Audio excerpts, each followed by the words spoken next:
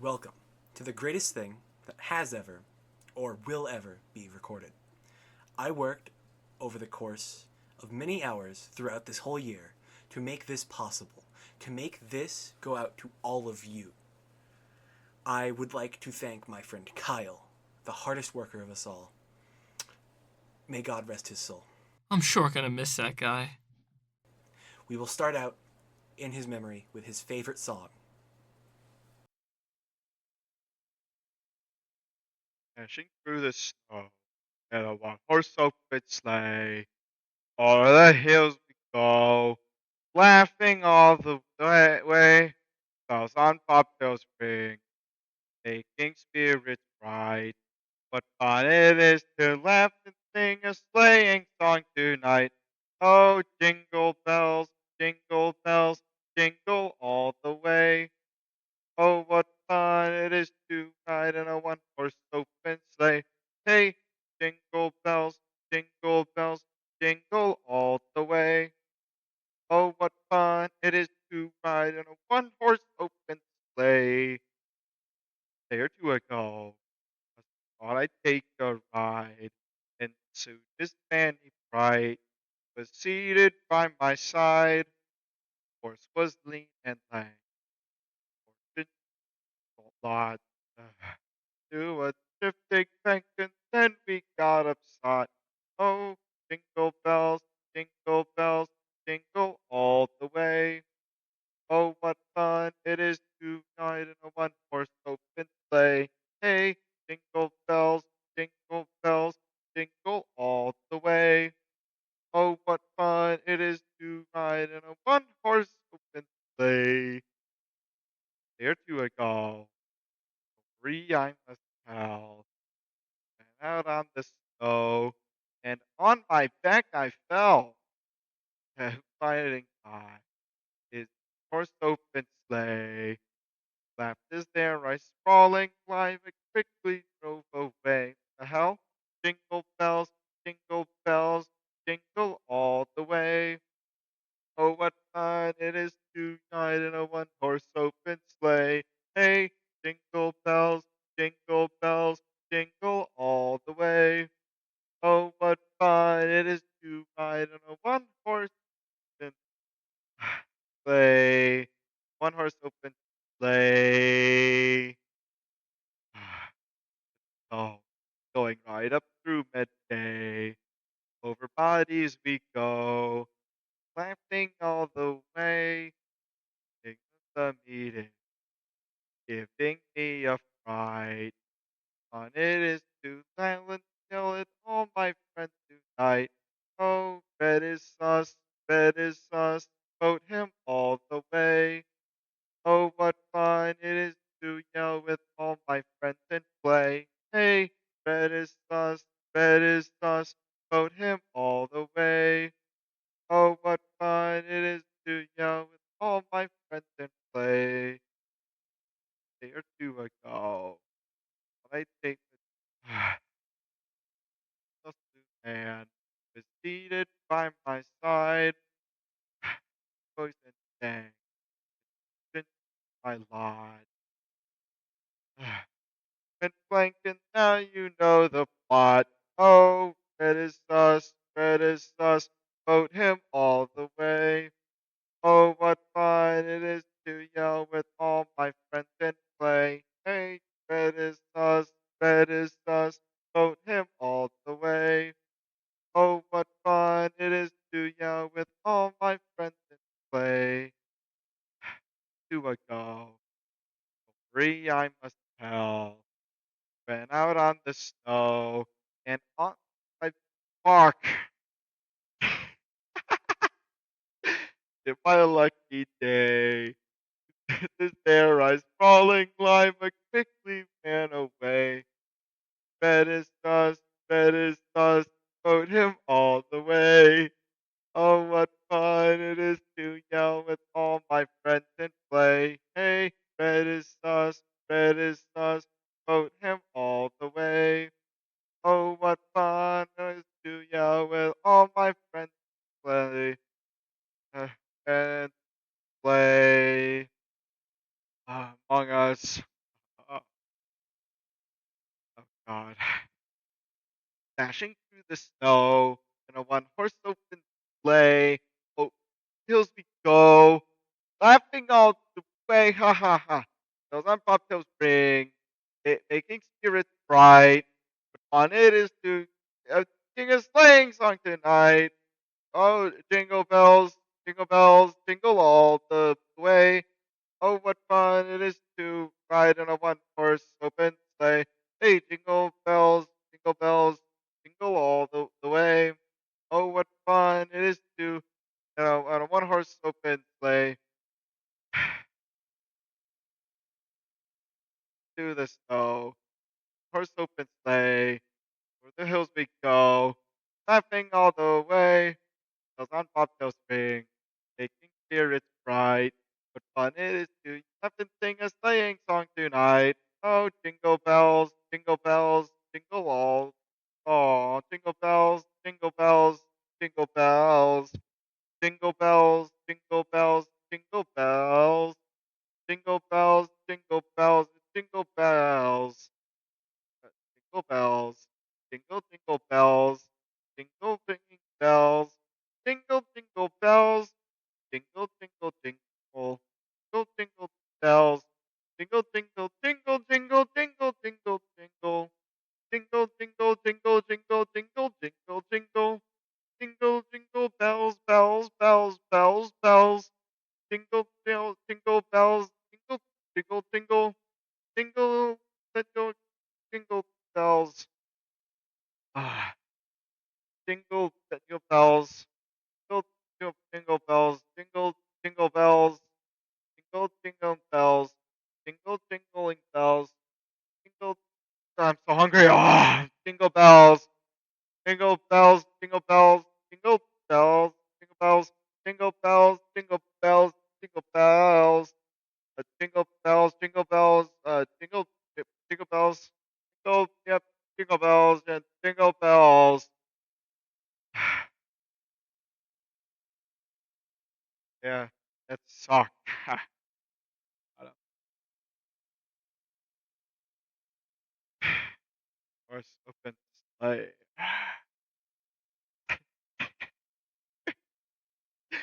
We go, laughing all the way, all the way. Right. Making spirits right. Fun it is to laugh, sing a sleighing song tonight. Fuck, I went too fast again. Whatever. Oh, jingle bells, jingle all the way. Damn again. Oh, what fun it is. Uh, ride, one horse open sleigh. Jingle bells, uh, jingle bells, jingle all the way. Oh, what fun it is to ride in a one horse open sleigh. Uh, yeah. It's still going. I went out. I thought I'd take a ride, wrong line, and this this spoon, uh, the horse was lean and lank. Misfortune seemed his lot. Got into a drifted bank, then we got upside. Ah, jingle bells, uh, jingle all the way. Oh, what fun it is to ride a one horse open sleigh. Jingle bells, jingle all the way. Ah, so thirsty. Jingle bells, jingle all the way. Oh, what fun it is to ride in a one horse open sleigh. good. Jingle bells, jingle all the way. Oh, what fun it is to ride on a one-horse open sleigh. Uh, did I do it? Oh, I've got 2 minutes. Hold on. Okay, I've got 2 minutes. That's good. Mining through the stone on my last pickaxe. Through the caves I go, filling chests with racks, huge racks.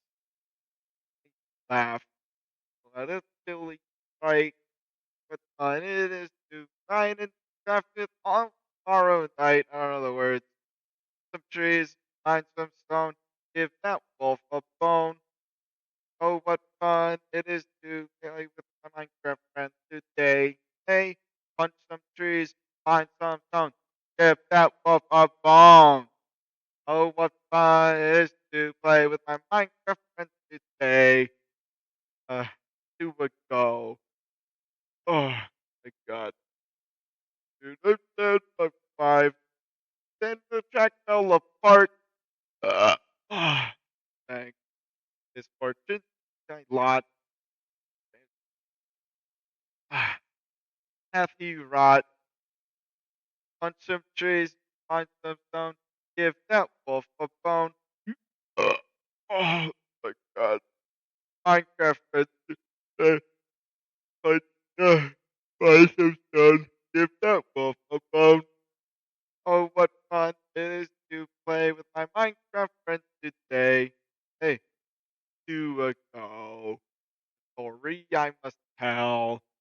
Things were going bad. Things were going really bad. Christmas off on lucky day. Nearly think try the cat straight away. Oh, punch some trees, find some stone, give that wolf a bone.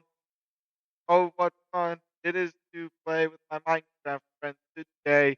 Hey, punch some trees, find some stone, give that wolf a bone. Oh, what fun it is to play with my Minecraft friends today. Eh, Sleepers blew up my whole world. It all sucks. Ha. Uh, I mean, like, who even let that guy on the set for so long? Oh, we're rolling? Okay, Jingle bells, am I right? Perhaps maybe a little too much. But yeah, Christmas music, baby! Hell yeah! Turn up the lights, boom! Turn up the fire, boom! This ain't your son of a Grinch stepdaddy station. Yeah, you know who you are. Brian. You're not even my real dad.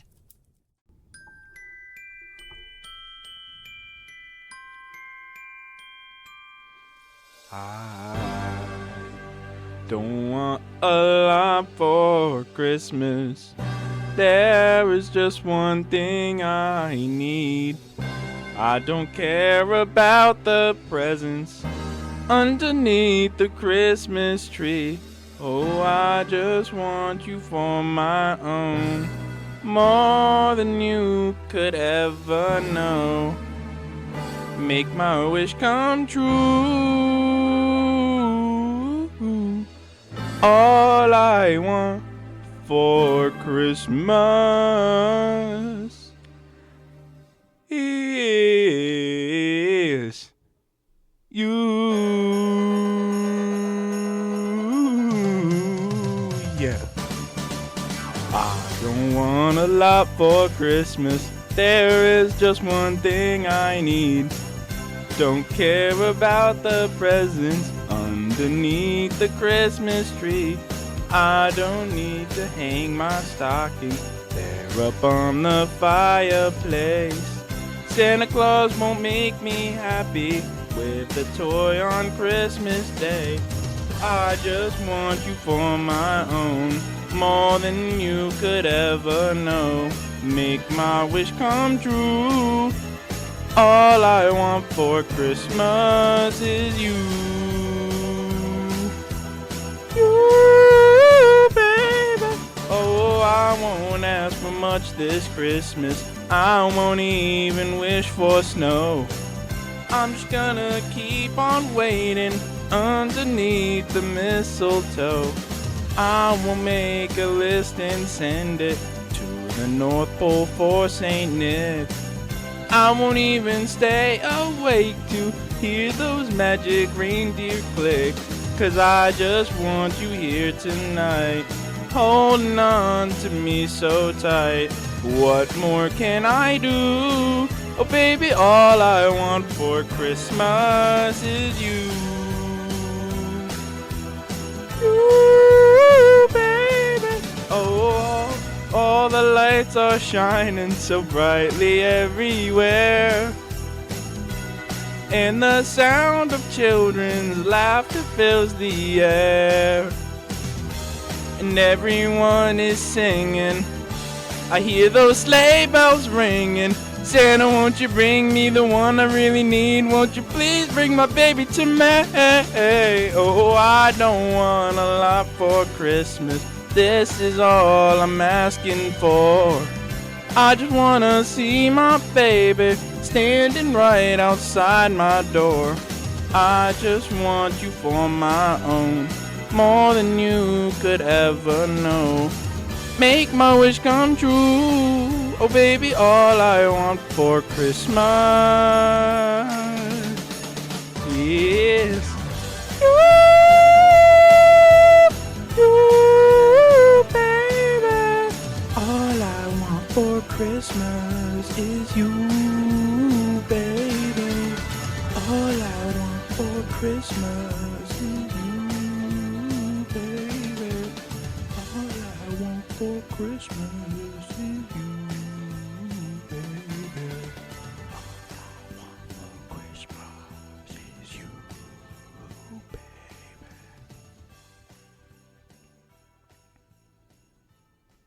Impressive, right? He really sang his heart out on that one. Now, this next one coming up actually strikes near and dear to my heart, because of my own experiences with cancer. This one time I went to a Dollar Tree. I was looking to furnish my briefcase with a couple of important, vital resources. It was a fine time, nothing really crazy. I found everything I needed. But on my way to the register, I saw a magnet on the shelf. A bunch of magnets like this, that says, "Cancer picked the wrong girl," as like a little humorous, snide remark. All of the proceeds were supposed to go to cancer, are supposed to go cancer. I've got no clue on if they actually made good on that, of course. So I decided I want to pick it up, because of what it meant to me. I went to the cash register, and of course I put on everything I needed. You know, the candles, duct tape, rope. And then I put the magnet on, and the cashier, all they really had to say to me was, do you know someone who suffers from cancer right now? And I said no, and I walked out of the store. Anyway, here's Christmas shoes.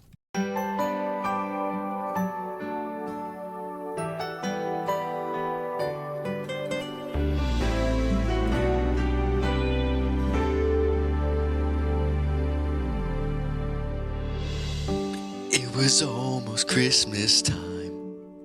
There I stood in another line, trying to buy that last gift or two. Not really in the Christmas mood.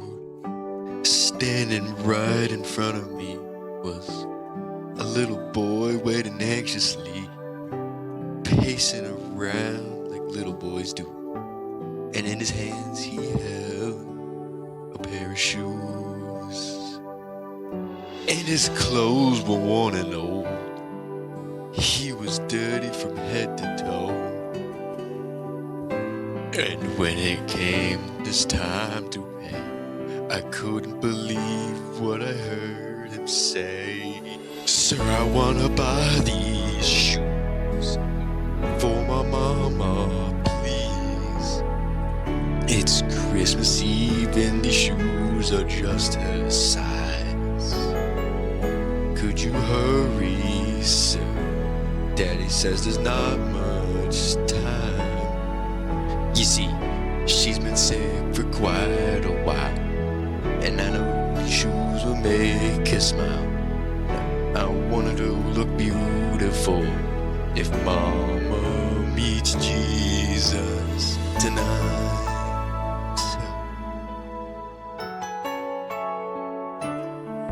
He counted pennies for what seemed like years. Then the cashier said, "The son, there's not enough here." He searched his pockets frantically. Then he turned and he looked at me. He said, "Mama made Christmas good at our house. Most years she just did without. Tell me, sir, what am I gonna do? Somehow I've gotta buy her these Christmas shoes." So I laid the money down. I just had to help him out. I'll never forget the look on his face when he said, "Mama's gonna look so great. Sir, I wanna buy these shoes for my mama, please. It's Christmas Eve and these shoes are just her size. Could you hurry, sir? Daddy says there's not much time. You see, she's been sick for quite a while, and I know these shoes will make her smile. Want her to look beautiful if Mama meets Jesus tonight." I knew I'd caught a glimpse of heaven's love as he let me and ran out. I knew that God had sent that little boy to remind me what Christmas is all about. Sir, I wanna buy these shoes for my mama, please. It's Christmas Eve and these shoes are just her size. Could you hurry, sir? Daddy says there's not much time. You see, she's been sick for quite a while, and I know these shoes will make her smile. Want her to look beautiful if Mama meets Jesus tonight. I want her to look beautiful if Mama meets Jesus tonight.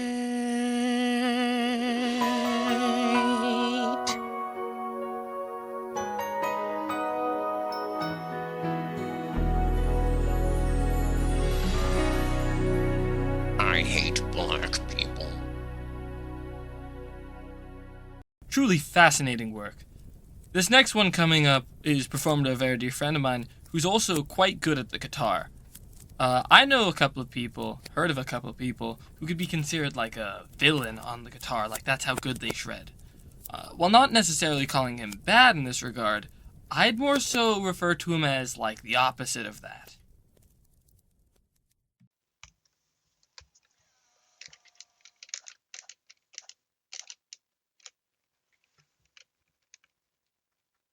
I've been trying my hardest to write a song for you, Arnold, but I can't seem to come up with one that brings justice to your masterpiece, Jingle All the Way. Why write a new song when I can take whatever one I want? Give me that guitar, you curly man!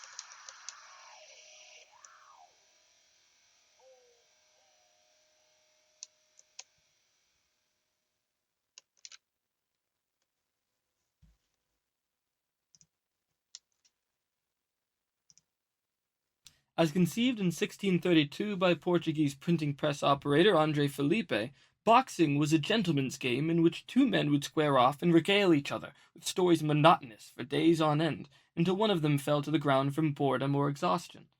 Over the next few years, the new sport developed a respectable following of a few hundred local socialites. It was Felipe's son, André Felipe, who developed what he called the punching strategy in 1637, after seeing a schoolboy strike another in anger, causing him to fall down. When André Felipe challenged the then champion, British expatriate Sleepless Bill Bishop, to a match, Bishop was the odds-on favorite. You can imagine his surprise when, while he was describing what he had for breakfast that morning, André walked up and thumped him in the neck, sending him down for the count in the parlance of our time. While it was universally agreed that the boy had violated the spirit of the game, officials were unable to find any actual rule that punching violated, and were forced to let the victory stand. This upset caused an uproar in the boxing community large enough to spill over into local newspapers, and stirred the interest of many outsiders to come see what the fuss was about. The newcomers were enthralled to engage in these borderline barbaric displays of human strength and skill, and the rest is history, after a few spoil sport schoolmoms single-minded about safety out of the padded gloves, of course. Today's boxing enthusiasts fantasize about the newcomer that would rock the ring the way Felipe did. Classification of the modern rule set has essentially locked the punching strategy into place, but it's easy to get caught up in the fantasy. Young scholars with big dreams often enter the ring with their crazy new trick, usually a variant of hypnosis. And though they've achieved the occasional victory, none of the gimmicks have been robust enough to make it to the big time. The real wonder, though, is that André Felipe's original vision of boxing is still around. Gentlemen's boxing clubs can be found in cities all over the world. You can visit one most any day of the week and find two erudite gentlemen exchanging pleasantries in the ring. Most people only come to watch a few hours of a match and then leave, but every once in a while you'll find, amongst your elders, a stout fellow, a die-hard fan, who perhaps witnessed that historic battle between Felipe and Bishop, who for love of the sport must stay to witness the last glorious seconds of wakefulness slip away, only to return to fight again another day.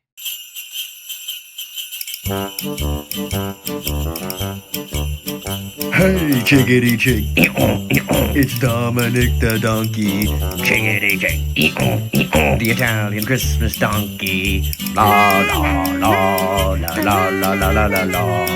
La la la la la la la lily la. Santa's got a little friend, his name is Dominic. The cutest little donkey, you'll never see him kick.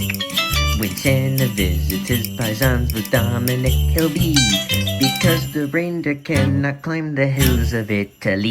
Hey, chickadee chick. It's Dominic the donkey. Chickadee chick. The Italian Christmas donkey. La la la la la la la la la la. La la la la la la la la la. Jingle bells around his feet and presents on the sled. Hey, look at Major's derby on top of Dominic's head. A pair of shoes for Louis and a dress for Josephine. The label on the inside says they're made from Brooklyn. Hey, chickadee chick. It's Dominic the donkey. Chickadee chick. The Italian Christmas donkey. La la la la la la la la. La la la la la la. Children sing and clap their hands and Dominic starts to dance. They talk Italian to him and he even understands. Compare si, compare su, and then start tarantella. When Sister Gamara comes to town and brings to Chunchayel. Hey, chickadee chick. It's Dominic the donkey. Chickadee chick. The Italian Christmas donkey. La la la la la la la la la la. La la la la la la la la. Hey, Dominic. Bananatella.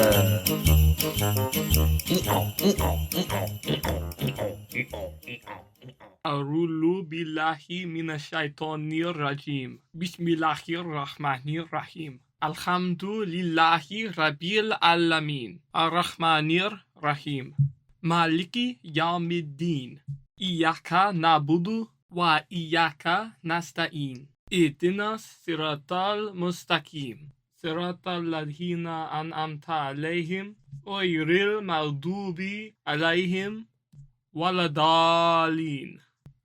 Amen. On the first day of Christmas, my true love gave to me a virgin so very horny. On the second day, she gave me 2 pecker rubs and a virgin so very horny. Now on the third day of Christmas, that old bitch she brought home 3 French whores, 2 pecker rubs, and a virgin so very horny. Now on the fourth day of Christmas, 4 calling girls, 3 French whores, 2 pecker rubs, and a virgin so very horny. On the fifth day of Christmas, she brought me home something special. She brought me home something special. 5 herpes seeds, 4 calling girls, 3 French whores, 2 pecker rubs, and a virgin so very horny. On the sixth day of Christmas, she gave me 6 cunts a laying, 5 herpes seeds, 4 calling girls, 3 French whores, 2 packs of rubs, and a virgin so very horny. On the seventh day of Christmas, I got wet and wild with 7 swampy ladies, 6 cunts a laying, 5 herpes seeds, 4 calling girls, 3 French whores, 2 packs of rubs, and a virgin so very horny. Now on the 8th day I got something special. She went into her lingerie, she got her dirtiest pair of underwear. 8 crusty panties, 8 crusty panties, 8 crusty panties, 7 swampy ladies, 6 cunts a laying, 5 herpes seeds, 4 calling girls, 3 French whores, 2 packs of rubs, and a virgin so very horny.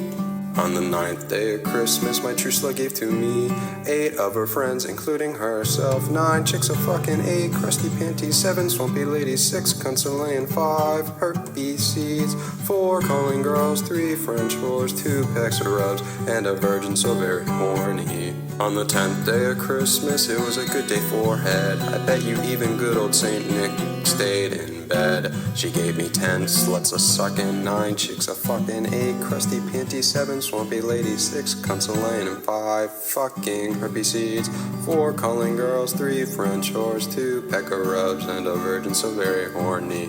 Was she ever? And on the 11th day I should have been a baby. She gave me 11 tits of milk and 10 sluts a fucking, 9 chicks a fucking, 8 crusty panties, 7 swampy ladies, 6 cunts a laying, 5 herpes seeds, 4 calling girls, 3 French whores, 2 packs of rubs, and a virgin so very horny.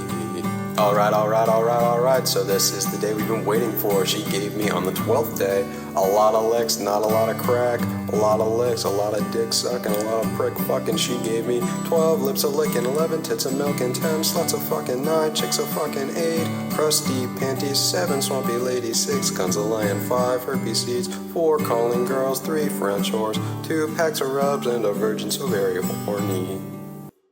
After the fall of man from the Garden of Eden, Adam made love to his wife Eve, and she became pregnant and gave birth to Cain. She said, "With the help of the Lord I have brought forth a man." Later she gave birth to his brother Abel. Now Abel kept flocks, and Cain worked the soil. In the course of time, Cain brought some of the fruits of the soil as an offering to the Lord, and Abel also brought an offering, fat portions from some of his firstborn of his flock. The Lord looked with favor on Abel and his offering, but on Cain and his offering he did not look with favor.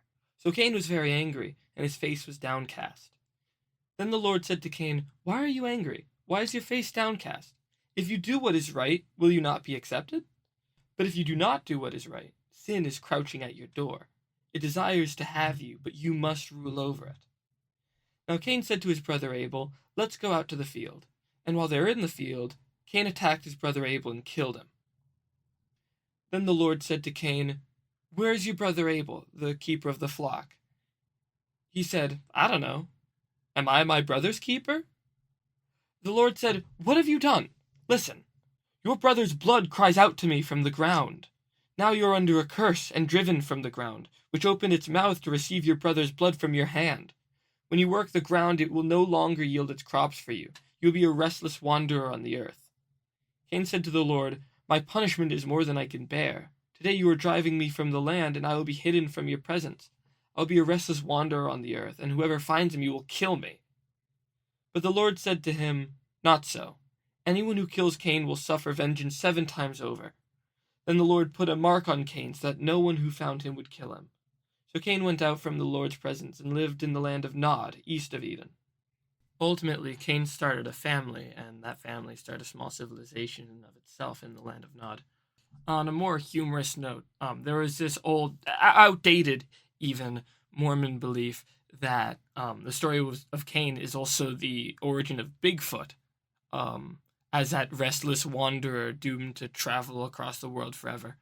Um, but of course, this is an outdated thought now. No one really believes in this. It's a humorous, it is an amusing thought, though, at the very least. Um, After all, we're pretty sure Cain probably just died of like natural causes. I mean, he started his own family and had all that stuff going on. Truly, there'd be no real reason for him to just decide to start wandering forever. Even if Cain was deemed immortal from even natural causes, from that whole anyone who kills Cain will suffer vengeance 7 times over part. I couldn't imagine him just kind of wandering literally forever, avoiding sight from anything. Anyways, yes, so basically Cain just went off, made his own family, made his own life for himself. Civilization ended up sprouting off from him and Nod. So I can't help but consider God's punishment to Cain fairly lax, even, especially for typical Old Testament standards. Though I suppose it's because the people of that time were considered even purer than before than after the flood and stuff like that. I'm sure there's a billion reasons for why. But ultimately, Cain was still able to do his own thing. He was able to prosper. He was able to have his family. He was able to start a legacy, even. The only real punishment was that he could no longer grow crops, and he would forever be marked. And even then, that mark, isn't it more of a ward of protection more than anything else? I mean, no one can kill him now. He is now rendered effectively, in a lot of ways, immune to the general punishments that would come with killing a man, that being people attempting retribution in their own special way. So, all of this happens, and Cain's even able to have kids that could probably sow their own crops, or he could just hunt. There's plenty of ways for Cain to make his life from here on out. I think the reason why that punishment was so lax, though, is because it wasn't a mark of just to assure that Cain isn't killed by someone, but it is a mark he will never, ever forget, that his single time burst of spiteful rage caused the death of his brother. I don't think it's inherently just a mark from God to say, don't hurt this person or else you will suffer more. I don't think it's a mark to show that Cain has been punished by not being able to grow from the field. I think ultimately it was a mark of guilt, that Cain would have to carry the fault of his brother's death for the rest of his life.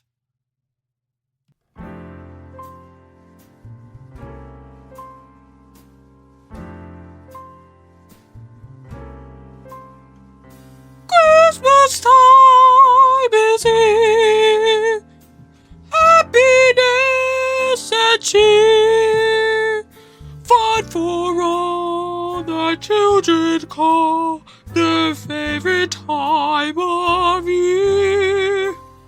Snowflakes in the air, carols everywhere, olden times and ancient rhymes of love and dreams to share. Sleigh bells in the air, eulogy everywhere, Yuletide by the fireside, and joyful memories there. Christmas time is here, families drawing near. Oh, that we could always see such spirit through the year. Shit. Oh, shit.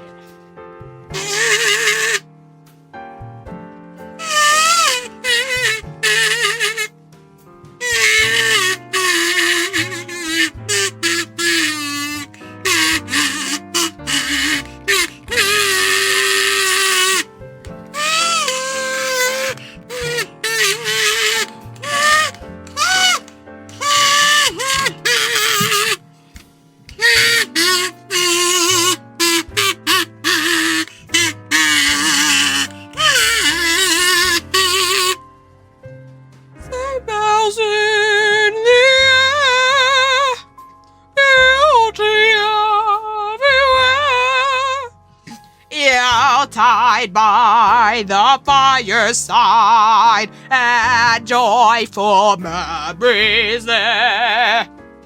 Christmas time is here, families drawing near.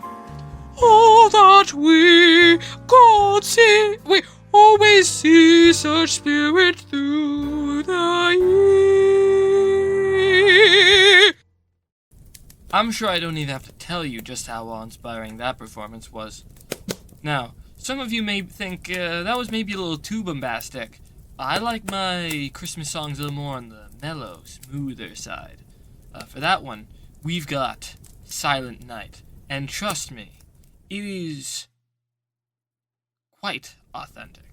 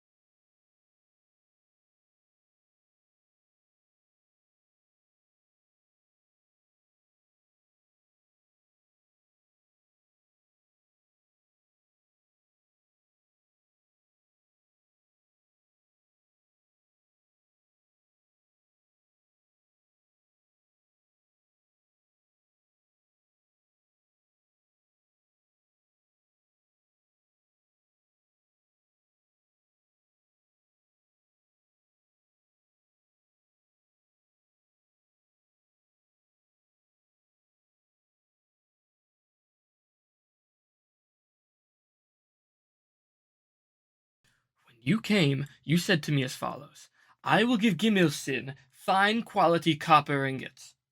You left then, but you did not do what you promised me.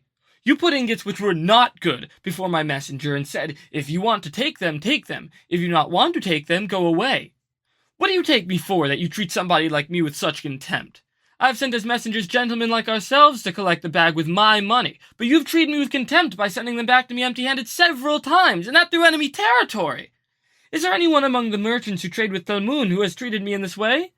You alone treat my messenger with contempt. On account of that 1 mina of silver which I owe you, you feel free to speak in such a way, while I have given to the palace on your behalf 1,080 pounds of copper, and Umi Aboom has likewise given 1,080 pounds of copper, apart from what we both have had written on a sealed tablet to keep kept in the temple of Samas. How have you treated me for that copper? You have withheld my money bag from me in enemy territory. It is now up to you to restore to me in full.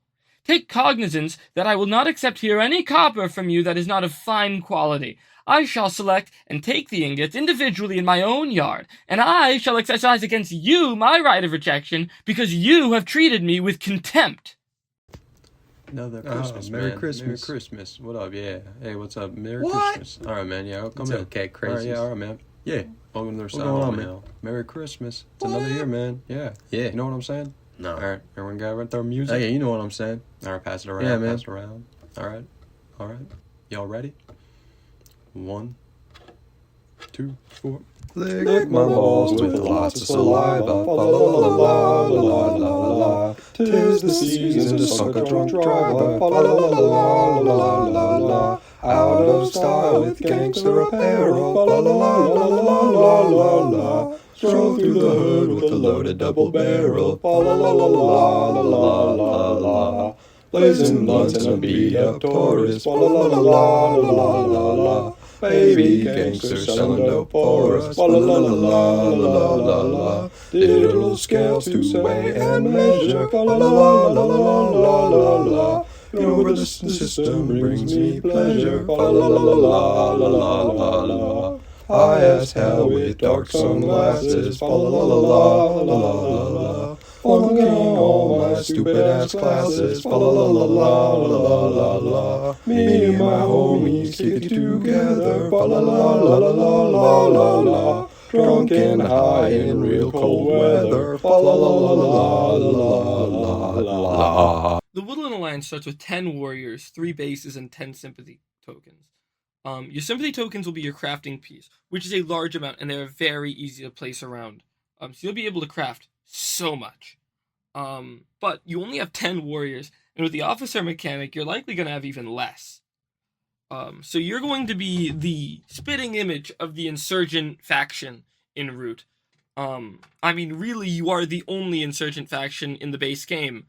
We don't count the Vagabond because he's a bitch, and I don't like him. So you have very little attacking power, but you have incredibly high crafting ability. So you're going to be weaseling out of situations through unconventional means. To help them with this, they have 2 main abilities here. One being Guerrilla War, where basically, normally in battle, the attacker gets the highest roll. So attacking is basically the best way to make sure a battle ends in your favor. Unless you're fighting the Woodland Alliance. They get the highest roll no matter what. So it is very, very difficult to wipe out a bunch of their units from a map, because you could just deal like 0 damage constantly. And then the other thing is Outrage. When they place a sympathy token on a clearing, it becomes a sympathetic clearing. I'll do more on this later, but what you need to know most importantly about that is if an enemy faction places warriors into that clearing, they have to give you a matching card to that clearing, which then goes into your supporter's hand. Additionally, if they remove a sympathy token, then they also have to give you a card. That makes it really inconvenient for them to fight you. But it also means that as they fight you, you gain more strength, more supporters to place more sympathy tokens. Once again, this will make a lot more sense in a second. I'm about to explain it anyway. During your birdsong, the very first thing you could do in your turn is revolt.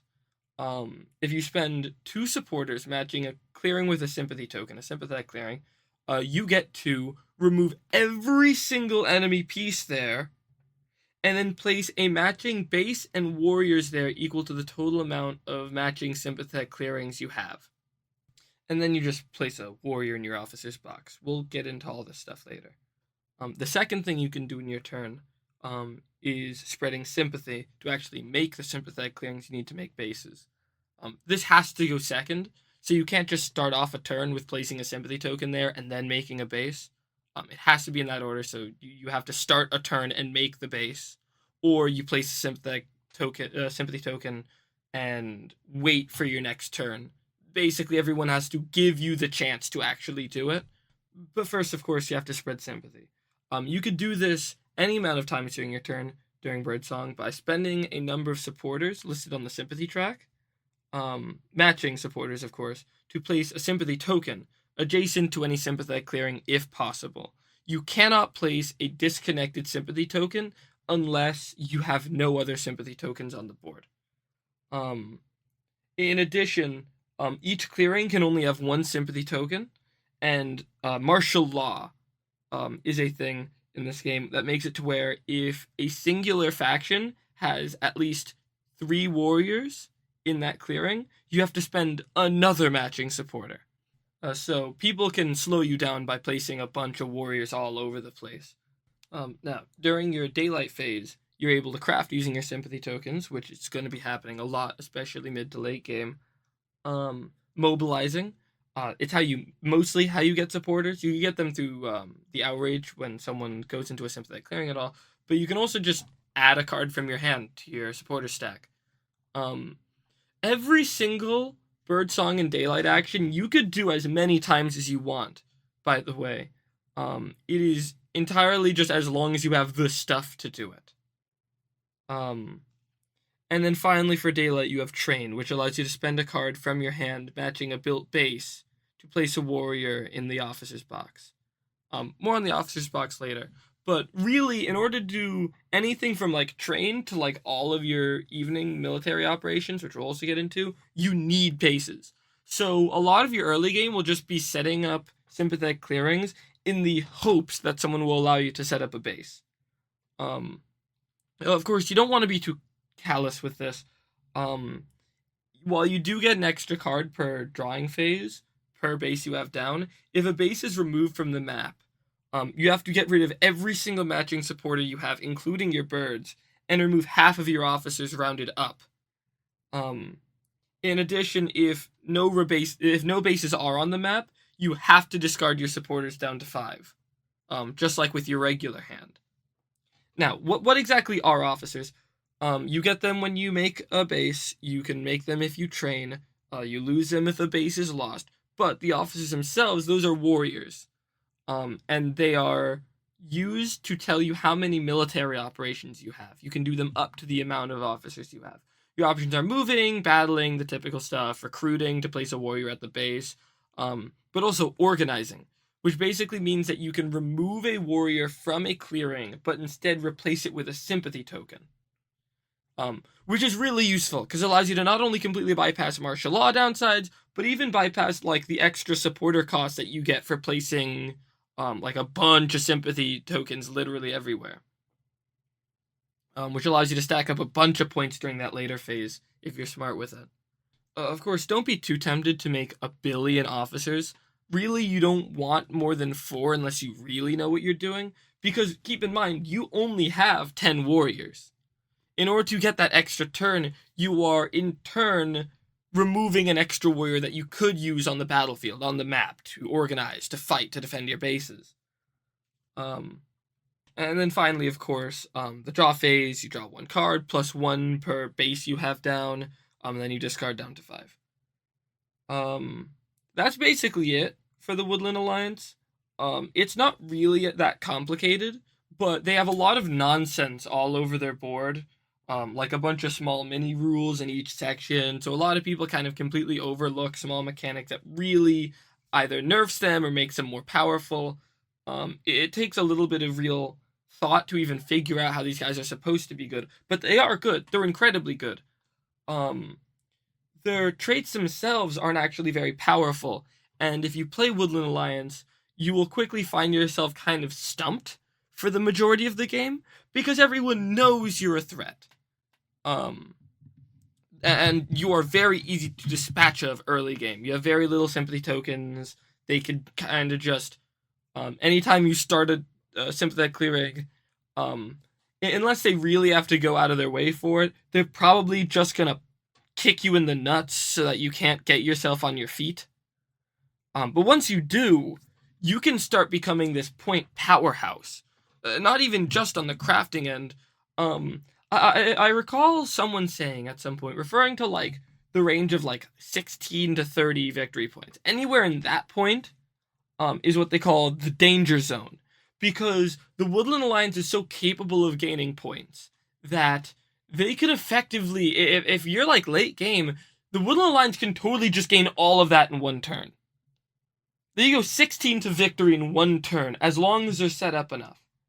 And because of how their mechanics work, like with supporters and stuff like that, you can take that down bases to sort of like slow them down a little bit, but they rely on so little actual map presence that what they do have, those like lingering traces that they leave across the map, are really hard to wipe out. And even if you do wipe them out, they kind of just get back to rooting through. It never really slows down too much until it just speeds up a bunch during their late game. So Woodland Alliance, the perfect insurgent faction. You don't realize you're losing until, boom, you weren't paying attention and they got you by the nuts. Now, good luck extorting supporters from everyone. Every Who down in Whoville liked Christmas a lot, but the Grinch who lived just north of Whoville did not. The Grinch hated Christmas the whole Christmas season. Now please don't ask why. No one quite knows the reason. It could be his head wasn't screwed on just right. It could be perhaps that his shoes were too tight. But I think that the most likely reason of all may have been that his heart was 2 sizes too small. Whatever the reason, his heart or his shoes, he stood there on Christmas Eve hating the Whos, staring down from his cave with a sour, grinchy frown at the warm lighted windows below in their town, for he knew Who down and Who beneath, and Whoville beneath, was busy now hanging a mistletoe wreath. And they're hanging their stockings, he snarled with a sneer. Tomorrow is Christmas, it's practically here. Then he growled with his grinchy fingers nervously drumming. I must find a way to stop Christmas from coming. From tomorrow, he knew, all the Who girls and boys would wake bright and early. They'd rush for their toys, and then, oh, the noise, oh, the noise. Noise, noise, noise. That's one thing he hated, the noise. Noise, noise, noise. When the Whos, young and old, would sit down to a feast, and they'd feast, and they'd feast, and they'd feast, feast, feast, feast. They would feast on Who pudding and rare Who roast beast, which was something the Grinch couldn't stand in the least. And then they would do something he liked least of all. Every Who down in Whoville, the tall and the small, would stand together close, with Christmas bells ringing. They'd stand hand in hand, and the Whos would start singing. They'd sing, and they'd sing, and they'd sing, sing, sing, sing. And the more the Grinch thought of this Who Christmas sing, the more the Grinch thought, I must stop this whole thing. Why, for 53 years I've put up with it now. I must stop this Christmas from coming. But how? He got an idea, an awful idea. The Grinch got a wonderful, awful idea. I know just what to do. The Grinch laughed in his throat, and he made a quick Santa Claus hat and coat. And he chuckled and chuckled, what a great Grinchy trick. With this coat and hat, I look just like Saint Nick. All I need is a reindeer, the Grinch looked around, but since reindeer are scarce, there were none around. Did that stop the old Grinch? No, the Grinch simply said, if I cannot find a reindeer, I'll make one instead. So he called his dog Max, then he took some red thread, and he tied a big horn on the top of his head. Then he loaded some bags, some old empty sacks, on a ramshackle sleigh, and he hitched up old Max and started a sleigh. He said, giddy up, and the sleigh started down towards the homes where the Whos lay snoozing in their town. All their windows were dark, quite snow-filled in the air. All the Whos were dreaming sweet dreams without care. When he came to the first little house on the square, this is stop number 1, the old Grinchy Claus hissed, and he climbed to the roof, empty bags in his fist. Then he slid down the chimney, a rather tight pinch, but if Santa could do it, then so could the Grinch. He got stuck only once for a moment or two, then he snuck his head out the fireplace flue. Where the little Who stockings all hung in a row, these stockings, he grinned, are the first thing to go. Then he slithered and slunk with a smile most unpleasant around the room and took of every present, pop guns and bicycles, roller skates and drums, checkerboards, trescles, popcorns, and plums, and he stuffed them in bags. The Grinch very nimbly stuffed all the bags, one by one, up the chimney. Then he slunk into the icebox. He took the Who's feast. He took the Who's pudding. He took the Who's beast. He cleaned out the icebox as quick as a flash. Why, that Grinch even took the last of the Who hash. Then he stuffed all the food up the chimney with glee. And now, the Grinch, I will stuff up the tree. And the Grinch grabbed the tree and started to shove when he heard a small sound like a coo from a dove. He turned around fast and saw a small Who, little Cindy Lou Who was not more than 2. The Grinch had been caught by this tiny Who daughter, who had got out of bed for a cup of water. She stared at the Grinch and said, Santa Claus, why? Why are you taking our Christmas tree? Why? But you know that old Grinch was so smart and so slick. He thought up a lie, and he thought it up quick. Why, my little tot? The fake Santa Claus lied. There was a light on this tree that would not light on one side. So I'm taking it home to my workshop, dear. I'll fix it up there and bring it back here. And this fib fooled the child. Then he patted her head, and he got her a drink, and then he sent her to bed. And then Cindy Lou Who went to bed with her cup. He went to the chimney and stuffed the tree up. Then the last thing he took was the log for their fire. That noise, grinned the Grinch, Then he went up the chimney himself, the old liar. On their walls he left nothing but hooks and some wire, and the speck of food that he left in the house was a crumb, even too small for a mouse. Then he did the same thing to the others whose house, leaving crumbs much too small for others whose mouses. It was quarter past dawn, all the Who's still in bed, all the Who's still snooze, when he packed up his sled, packed it up with their presents, the ribbons, the wrappings, the tags and the tinsel, the trimmings, the trappings. 3,000 feet up the side Mount Crumpet, he rode with his load to the tip-top to dump it. Pooh, pooh to the Who's was a Grinchiously humming. They're finding out now that no Christmas was coming. They're just waking up and know just what they'll do. Their mouths will hang open a minute or two. Then the Who's down in Whoville will all cry boo-hoo. That's a noise, grinned the Grinch, I simply must hear. So he paused, and the Grinch put a hand up to his ear. And he did hear a sound rising over the snow. It started out low, then it started to grow. But the sound wasn't sad, but the sound sounded merry. It couldn't be so, but it was merry very. He stared down at Whoville, the Grinch popped his eyes, then he shook. What he saw was a shocking surprise. Every Who down in Whoville, the tall and the small, was singing without any presents at all. He hadn't stopped Christmas from coming at all. It came, somehow or other, it came just the same. And the Grinch, with the Grinch feet ice cold in the snow, stood puzzling. How could it be so? It came without ribbons, it came without tags, it came without packages, boxes, or bags. And he puzzled 3 hours till his puzzler was sore. Then the Grinch thought of something that he hadn't before. Maybe Christmas, he thought, didn't come from a store. Maybe Christmas, perhaps, meant a little bit more. And what happened then? Well, in Whoville they say that the Grinch's small heart grew 3 sizes that day. And in the minute his heart didn't feel quite so tight, he whizzed with his load through the bright morning light, and he brought back the toys and the food for the feast, and he himself, the Grinch, carved the roast beast. So yeah, here's a Rubik's Cube. I'm gonna solve it.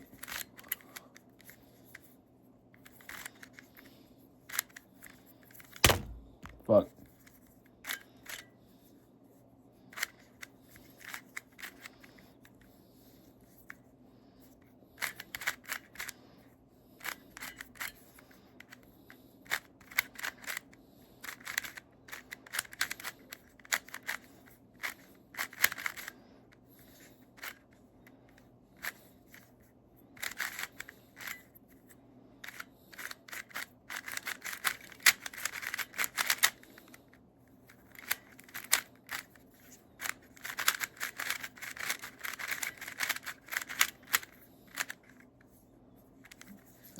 fucking this up.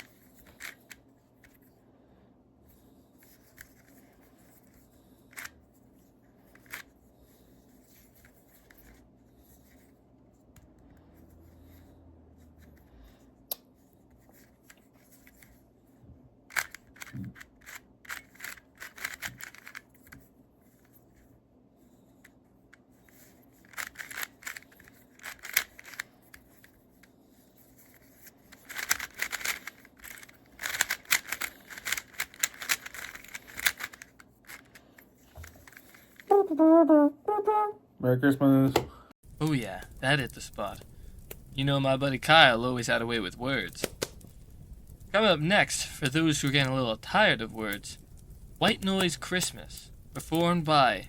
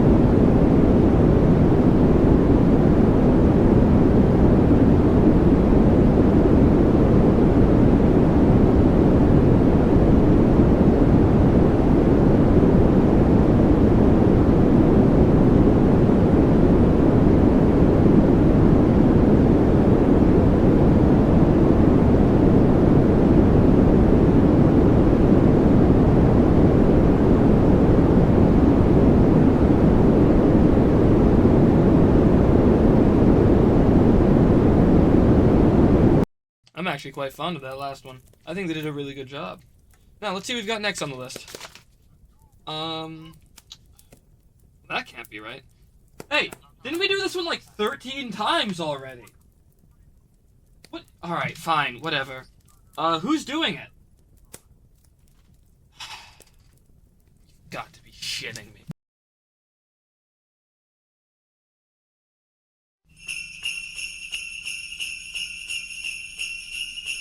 I love those Jingle bells. Oh, those holiday Jingle bells. Oh, those happy Jingle-bells. I love those Jingle bells. Oh. Jingle bells, jingle all the way. Oh, what fun it is to ride in a one-horse open sleigh. Jingle bells, jingle all the way. Oh, what fun it is to ride in a one-horse open sleigh. Dashing through the snow in a one-horse open sleigh. O'er the fields we go, laughing all the way. Sleigh bells on bobtail ring, making our spirits bright. What fun it is to ride and sing a sleighing song tonight.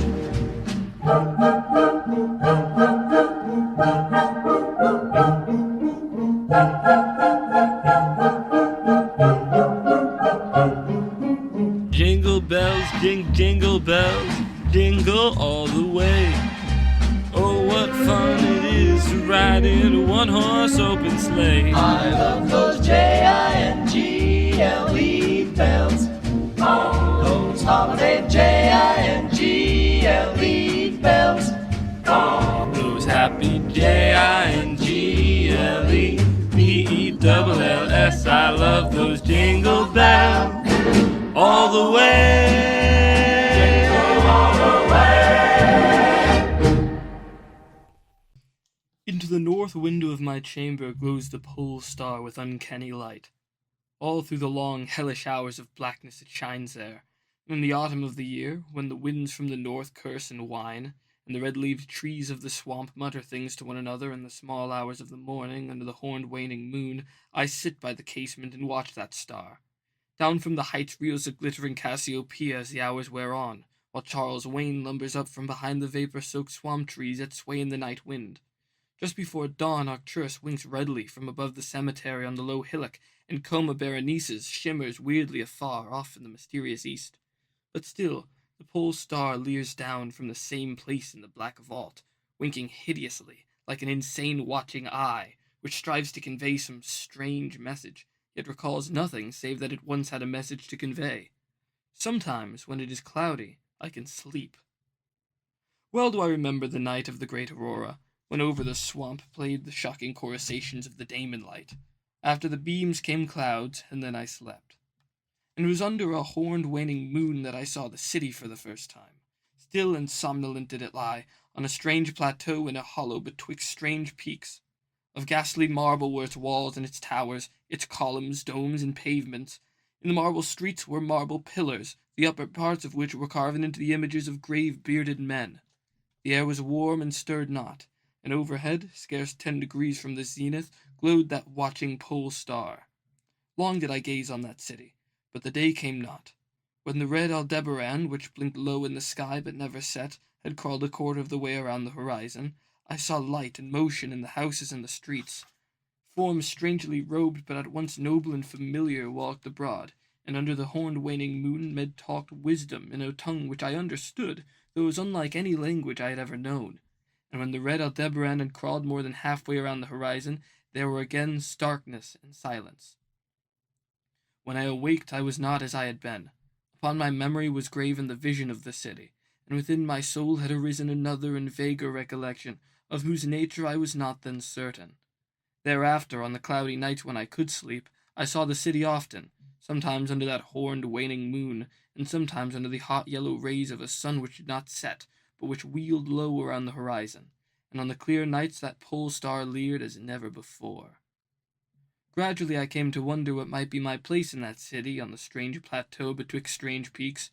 At first content to view the scene as an all-observant uncorporeal presence, I now desired to define my relation to it, and to speak my mind amongst the grave men who conversed each day in the public squares. I said to myself, this is no dream, for by what means can I prove the greater reality of that other life in the house of stone and brick, south of the sinister swamp, in the cemetery on the low hillock, where the pole star peers into my north window each night? One night, as I listened to the discourse in the large square containing many statues, I felt a change, and perceived that I had at last a bodily form. Nor was I a stranger in the streets of Olathoa, which lies in the plateau of Sarkis, betwixt the peaks Noton and Cadifanek. It was my friend Alos who spoke, and his speech was one that pleased my soul, for it was a speech of a true man and patriot. That night had the news come of Dicus' fall, and the advance of the Anutos, squat, hellish, yellow fiends who 5 years ago had appeared out of the unknown west to ravage the confines of our kingdom, and finally to besiege our towns. Having taken the fortified places at the foot of the mountains, their way now lay open to the plateau, unless every citizen could resist with the strength of 10 men. For the squat creatures were mighty in the arts of war, and knew not the scruples of honor which held back our tall, grey-eyed men of Lamar from ruthless conquest. Alos, my friend, was commander of all the forces on the plateau, and in him lay the last hope of our country. On this occasion he spoke of the perils to be faced, and exhorted the men of Olathoa, bravest of the Lamarians, to sustain the traditions of their ancestors, who when forced to move southward from Zabna before the advance of the great ice sheet, even as our descendants must some day flee from the land of Lamar, valiantly and victoriously swept aside the hairy, long-armed cannibal Nafkeks that stood in their way. To me, Alos denied a warrior's part, for I was feeble and given to strange faintings when subjected to stress and hardships. But my eyes were the keenest in the city, despite the long hours I gave each day to the study of the Nakonic manuscripts and the wisdom of the Zubnarian fathers. So my friend, desiring not to doom me to inaction, rewarded me with that duty which was second to nothing in importance. To the watchtower of Thapnan he sent me, there to serve as the eyes of our army. Should the Anutos attempt to gain the citadel by the narrow pass behind the peak Noton, and thereby surprise the garrison, I was to give the signal of fire which would warn the waiting soldiers and save the town from immediate disaster. Alone I mounted the tower, for every man of stout body was needed in the passes below. My brain was sore, dazed with excitement and fatigue, for I had not slept in many days. Yet was my purpose firm, for I loved my native land of Lamar, and the marble city of Olathoa that lies betwixt the peaks of Natan and Cadifanek. But as I stood in the tower's topmost chamber, I beheld the horned waning moon, red and sinister, quivering through the vapors that hovered over the distant valley of Banaf, and through an opening in the roof glittered the pale pole star, fluttering as if alive, and leering like a fiend and tempter. Methought its spirit whispered evil counsel, soothing me to traitorous somnolence with a damnable rhythmical promise which it repeated over and over. Slumber, watcher, till the spheres, 26,000 years, have revolved, and I return to the spot where now I burn. Other stars anon shall rise to the axis of the skies. Stars that soothe and stars that bless with a sweet forgetfulness. Only when my round is o'er shall the past disturb thy door. Vainly did I struggle with my drowsiness, seeking to connect these strange words with some lore of the skies which I had learned from the Nakonic manuscripts. My head, heavy and reeling, drooped to my breast, and when next I looked up, it was in a dream, with the pole star grinning at me through a window from over the horrible swaying trees of a dream swamp. And I am still dreaming. In my shame and despair, I sometimes scream frantically, begging the dream creatures around me to waken me ere the Anutos steal up the pass behind the peak Natan and take the citadel by surprise. But these creatures are daemons, for they laugh at me and tell me I am not dreaming. They mock me whilst I sleep, and whilst the squat yellow foe may be creeping silently upon us. I have failed in my duty and betrayed the marble city of Olathoa. I have proven false to Alos, my friend and commander. But still these shadows of my dream deride me. They say there is no land of Lamar, save in my nocturnal imaginings, that in those dreams where the pole star shines high and red Aldebaran crawls low around the horizon, there has been naught save ice and snow for thousands of years, and never a man save squat yellow creatures, blighted by the cold, whom they call Eskimos. And as I writhe in my guilty agony, frantic to save the city whose peril every moment grows, and vainly striving to shake off this unnatural dream of a house of stone and brick south of a sinister swamp and a cemetery on a low hillock, the pole star, evil and monstrous, leers down from the black vault, winking hideously, like an insane watching eye which strives to convey some strange message, yet recalls nothing save that it once had a message to convey.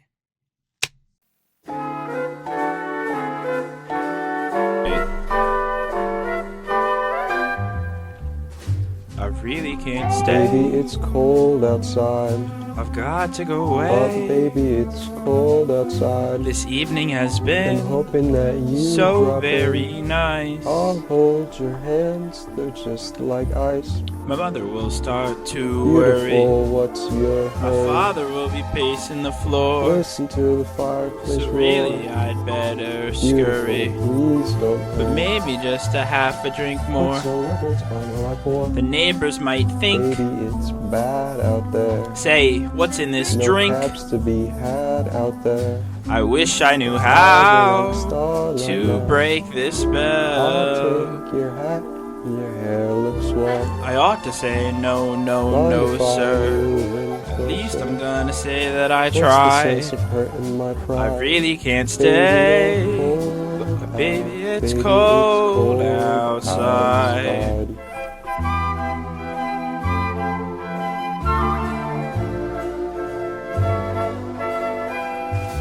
I simply must But go. baby, it's cold outside. The answer is Baby, no. it's cold outside. Your welcome has How lucky been that you so dropped in. nice and warm. Look out the window at this storm. My sister will be Gosh, your suspicious. lips look My delicious. brother will be there at the Waves door. upon the tropical shore. My maiden aunt's mind is Gosh, vicious. your lips are But maybe delicious. just a cigarette Never saw more. such beauty before. I've gotta get But baby, home. you freeze out there. Say, lend me a It's up coat. to your knees out there. You've really I been feel when grand. you touch my But hand. don't you see? How can you do this thing to me? There's bound to be talk Think of tomorrow. my life At least there will be plenty If you implied. caught pneumonia and I really get can't stay. over that. Ooh, that- Baby, it's cold. Baby, it's cold outside.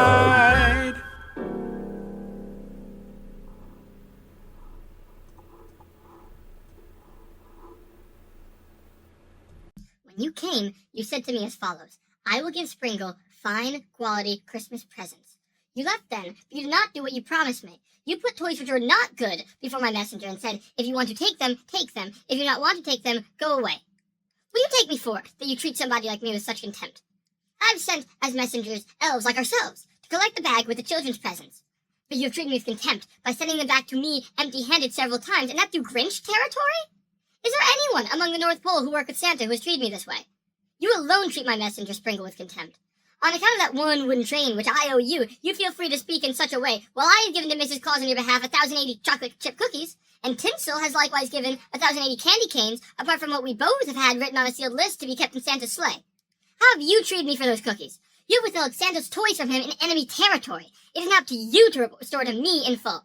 Take cognizance that I will not accept here any toys from you that is not of fine quality. I shall select and take the presents individually in Santa's workshop, and I shall exercise against you my right of rejection because you have treated me with contempt.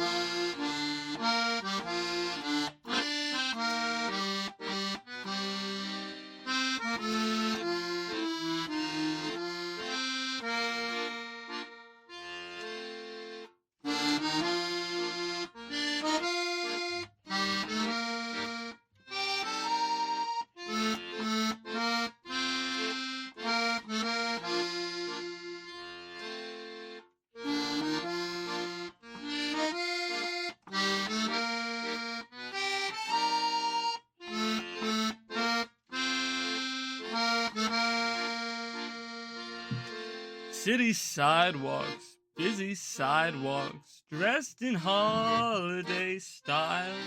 In the air, there's a feeling of Christmas. Children laughing, people passing, meeting smile after smile. And on every street corner you hear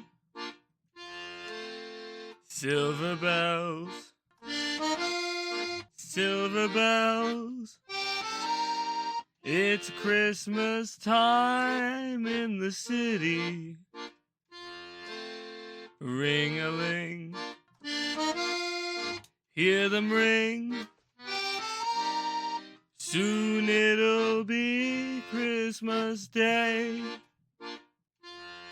Strings of streetlights, even stoplights, blink a bright red and green as the shoppers rush home with their treasures. Hear the snow crush, see the kids bunch. This is Santa's big scene. And above all this bustle, you hear silver bells, silver bells. It's Christmas time in the city.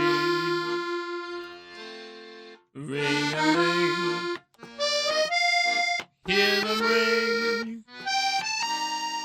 Soon it'll be Christmas Day.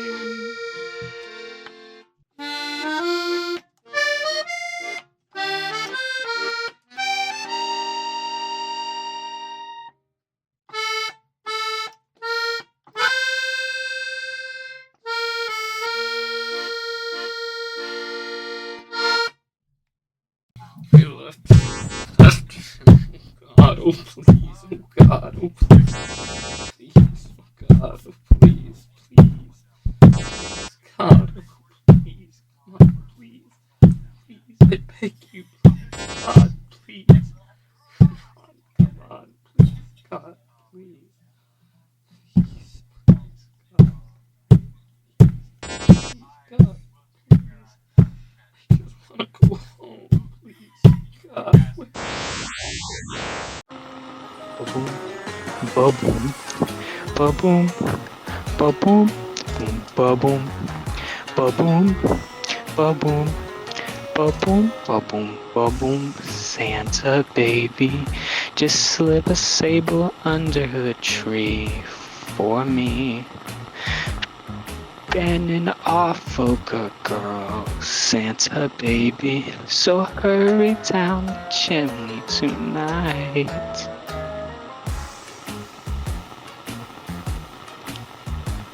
Santa baby, a 54 convertible to light blue. I'll wait for you, dear Santa baby, so hurry down the chimney tonight.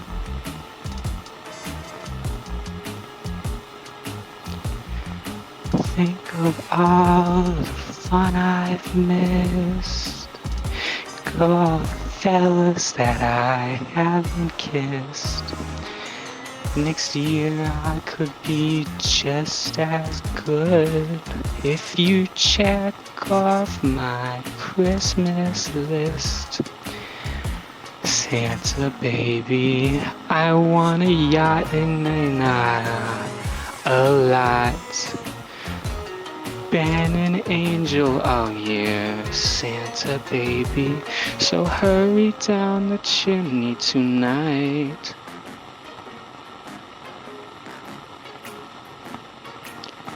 Santa honey, one little thing I really need, the deed to a platinum mine, Santa baby, so hurry down the chimney tonight.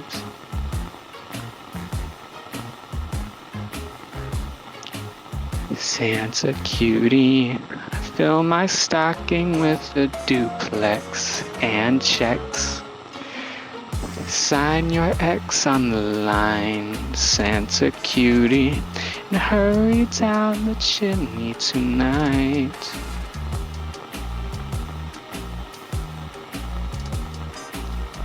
Come and trim my Christmas tree. Some decorations bought at Tiffany's.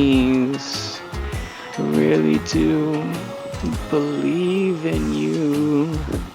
Let's see if you believe in me. Santa baby, forgot to mention one little thing, a ring. I don't mean on the phone, Santa baby. So hurry down the chimney tonight. Hurry down the chimney tonight. Hurry tonight. Apologies for that last intermission. Our announcer is on temporary leave. In the meantime, I hope you enjoy the Christmas song, performed by John P. Muncher.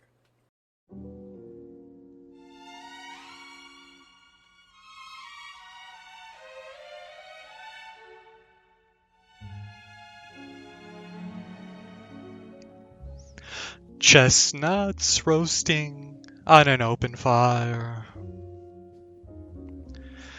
Jack Frost nipping at your nose.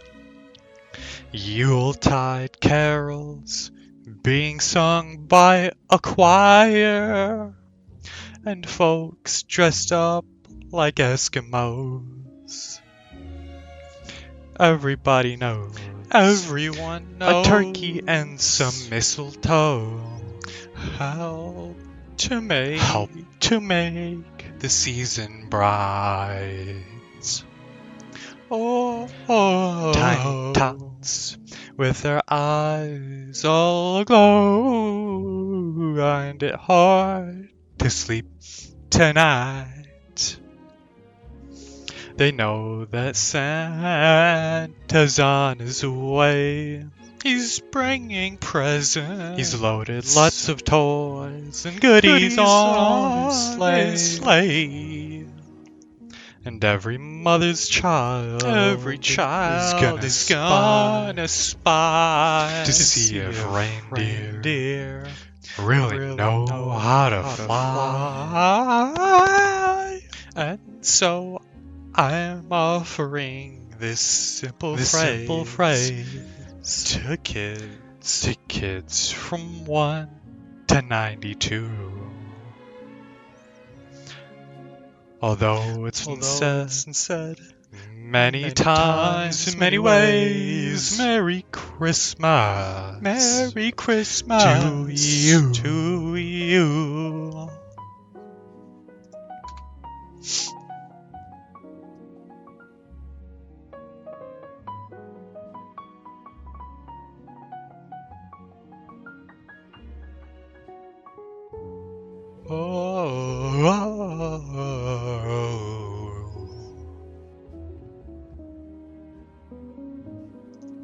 And so I'm offering this simple phrase.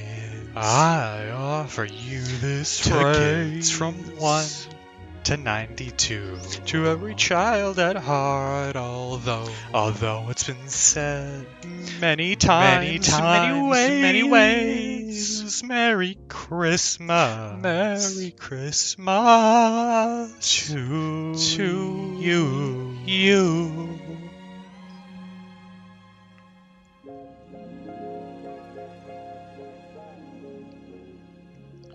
Merry Christmas. Rum pum pum.